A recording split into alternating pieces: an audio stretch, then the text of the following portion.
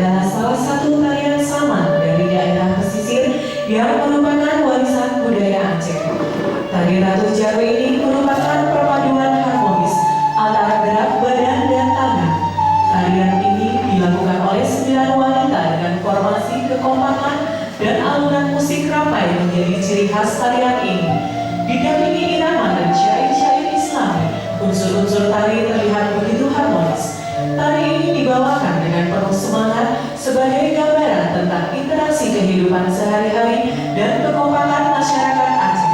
Hal ini tercermin dalam harmoni antara penari saat mereka bertepuk tangan secara berirama.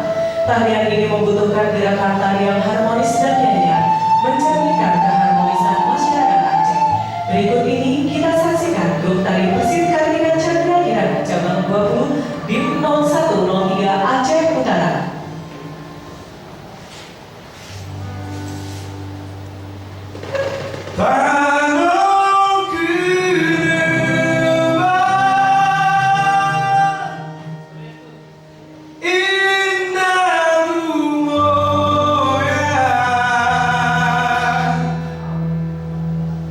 Lampau dengan